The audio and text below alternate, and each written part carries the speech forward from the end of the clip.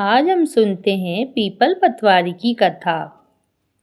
एक सास बहू थी।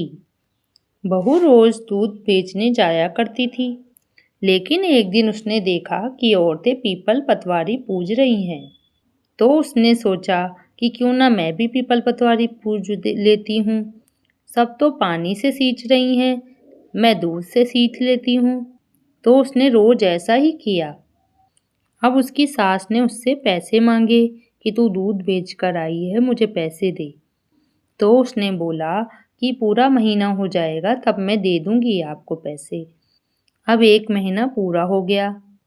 तब वह पीपल पतवारी माता के आगे हाथ जोड़कर बैठ गई।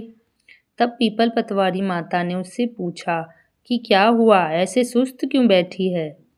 तो उसने कहा, हे माता, मैं तो दूध बेचने आती थी, पर मैं तो आपको दूध चढ़ा जाती थी रोज।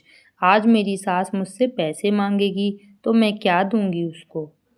तो माता ने कहा, मेरे पास भी पैसे तो नहीं है, ये पत्थर ले जा और अपनी सास को दे देना।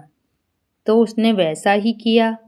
वो पत्थर ले जा कर के अलमारी के अंदर रख दी।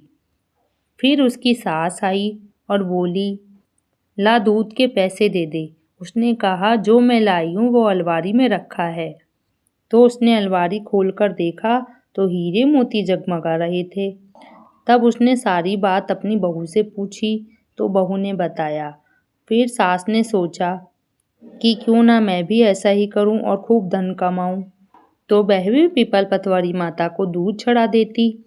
फिर बहू को बोली, अब 1 महीना पूरा हो जाए तो मुझसे पैसे मांगना। फिर 1 महीना पूरा हुआ तो पीपल पतवारी माता के आगे रोने बैठ गई।